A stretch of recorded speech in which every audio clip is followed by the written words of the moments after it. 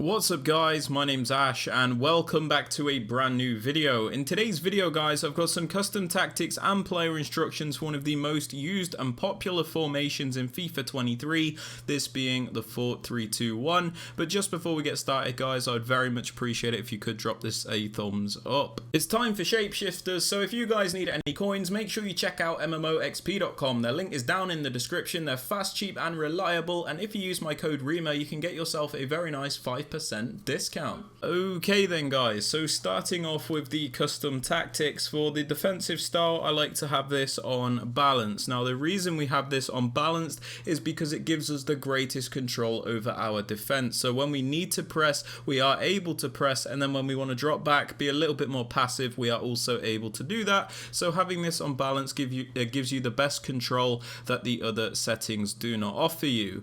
Now moving on to the defensive width guys, I have this on 42. Now the reason I have it on this is because I primarily want my defense to be nice, narrow and compact, which will stop my opponent being able to just run right through the middle, and it doesn't leave as many gaps because your players aren't as spread out. The reason I don't go all the way down and have the width all the way at like 20 for example is because it's still important to maintain some of the natural width to cover the wider areas in case an opponent tries an attack down the wing. So we want it to be narrow in defense but not too narrow. Now moving on to the depth guys, I have this on 62. Now the reason I have it on 62 is because I find this to be like a really nice balanced defensive line. Honestly, it doesn't have to be that number specifically of course, but anywhere in like the region of 55 to 65 is pretty good I'd say. But the reason I like it on 62 is because it feels very balanced. My team doesn't always get pinned back because our defensive line isn't super low, and we're not always getting through-balled either because the defensive line isn't crazy high. It's just really nice and balanced, which is something that I do like. Moving on to build-up play guys, I have this on balanced. The reason we have this on balanced is because it's definitely the most varied, the most consistent and the most meta form of build-up in my opinion. The thing which makes balanced really good is that you can pick and choose when you want to play slowly and then when you want to play a little bit faster. For example, if you look at something like slow build-up, you're always going to have to play slowly with this style. You can't randomly decide you're going to play a little bit faster because it won't work. The same way with fast build up, you're always going to have to play quickly. You can't just randomly start slowing down your build up. But with balance, you can pick and choose when and where you use each type of build up.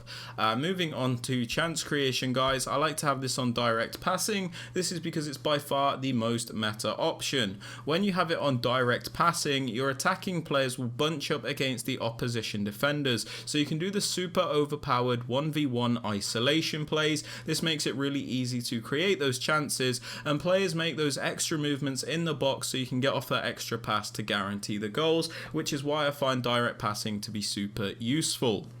Now moving on to the attacking width guys, I have this on 49. There's not really a specific number you need to use, but the reason I went for 49 is because it's like one below 50, which is kind of like a psychological thing because I kind of think it makes it a bit more narrow than it would wide. I know that sounds stupid, but that's the reason I have it here. But with the width, you don't want to have it too wide, and you also don't want to have it like too narrow, because if it's too narrow, your players are sat on top of each other and that's no good because there's no like space between your players, there's nowhere to like build up, that kind of thing. And if you have it too wide, it feels a bit more like a 4-3-3, which is not ideal either. Moving on to players in box guys, I have this on 4. This is so we can get a few players into the box to create those chances, but we don't overcommit the entire team to the point where we are always getting counter-attacked. As for the corners and free kicks, we have these on 1 because there is a set piece routine that I use which requires these to be on 1. There is a link to that in the top right hand corner of the screen. Now moving on to the players you want to use guys, I'm just going to give you some suggestions for each position, because a lot of people ask which types of players they should be using in each position for certain formations. So I was just going to give you like my basic guidelines for each position so you know the types of players that I would go for in each position. So starting off with the striker guys, if you can, I would suggest as much of a well-rounded striker as you can get really. This is because it is a one striker formation, so where you could get the balance between two strikers in a two striker formation, you have to get it all in one player in a a one striker formation. So somebody that can shoot on either foot, somebody that has decent dribbling ability, somebody that can even pass to help build up the play is really good, as it makes your attack a lot more versatile in my opinion. Moving on to the right forward and left forward, guys, you're going to want to use like wingers. The reason we want to use wingers is because these players are like the main outlets in the team. I know it's a narrow formation, but these players sometimes act a little bit like wingers, so it is important that they have the pace and the dribbling ability to beat a man. You also need these players to be able to finish off chances though, as they are technically right forwards and left forwards, which means they will end up in shooting positions, so it is important that they have the stats to finish off those chances. Moving on to the right centre mid, guys, I like to use a more box-to-box style midfielder. This is somebody that is going to attack and defend, so I would suggest somebody with a high work rate if you can get it, as you get the maximum contribution in both the attack and defence. But I would just ensure that this player has a nice well-rounded card so that they can do a bit of everything. Moving on to the middle centre mid, guys, I like to go for a more defensive minded player. This is somebody that is going to stay back, break up the play and be as defensive as possible. So somebody with a medium high work rate is perfect, as you get the maximum contribution in defence and they're not too bothered about going forward. Moving on to the left centre mid, guys, we use an actual attacker here. The reason we do this is because we don't have to worry about this player's defensive ability. The reason for this is that this player right here is not actually going to have to defend as a centre mid when we don't have the ball, but we'll get onto that in the player instructions. But you can pretty much use whoever you want in this left centre mid spot, so you could use an Mbappe, Messi, Neymar, Jairzinho, pretty much anybody you want in this position.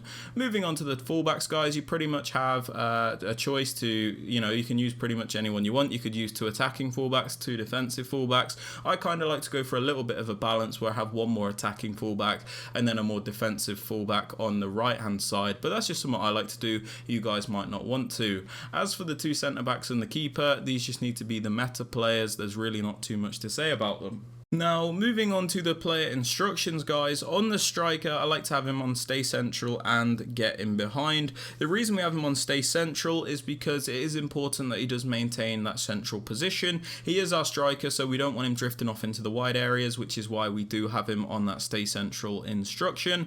We also have him on get in behind, so he's always looking to make those runs in behind to get as many chances as possible. If you are struggling to create chances though, especially against a better player, you can switch this to mixed attack, and this player will get more involved in the build-up and you might have a bit of an easier time attacking.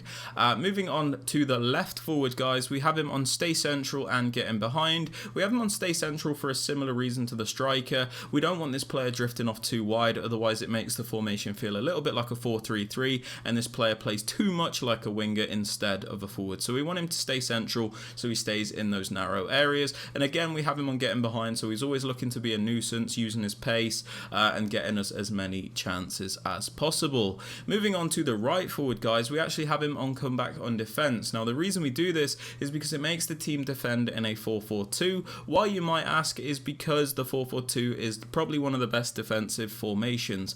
Basically, when we put this player on comeback on defense, he's going to come back to defend as a right midfielder in the 4-4-2 shape. So the way my team's going to set up is the back four will be the same. Havertz will be my left mid, Casemiro left centre mid, Modric right centre mid, and Rafinha right mid. So it's super important to have this player on come back. Moving on to the right centre mid, guys, we have him on the default settings and cover centre. We have him on the default settings because he is a box-to-box player, so we don't want to restrict him all that much. The only important thing is that we have him on cover centre, so he does defend as a centre mid in the 4-4-2 shape. Now moving on to the middle centre mid, guys, the more defensive minded player, we have him on stay back while attacking, stay on the edge of the box cross and cover centre.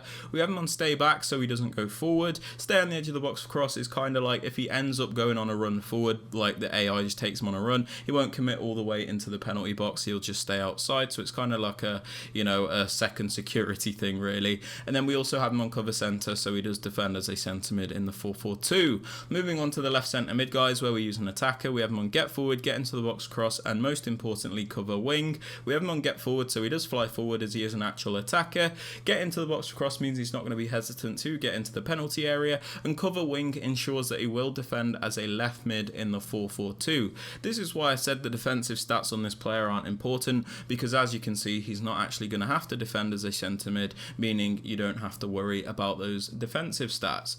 Moving on to the fullbacks, guys, what I like to do at the moment is have them both on stay back while attacking and overlap. We have them on stay back while attacking, so we're always as defensively sound as possible, and our back four is always intact. Basically, it's going to be very difficult for us to get through board because our back line is always going to be there. There's not going to be gaps down the wing with fullbacks always overcommitting forward, and we also have them on the overlap run type, so when we do send them on a run forward, they'll make the overlapping runs to add extra width.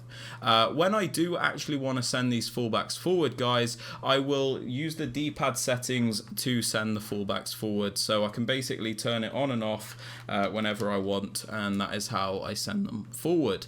As for the centre backs and the goalkeeper, guys, I have them on the default settings and I do not touch them. But yeah, they are my custom tactics and player instructions for the 4-3-2-1. If you have enjoyed or found it useful, please be sure to drop this a thumbs up, sub to the channel if you are new so you never miss out on any videos like this one, and don't forget to turn on notifications. And with all that aside, guys, hope you have a great rest of your day, and I'll catch you all in the next one. Peace.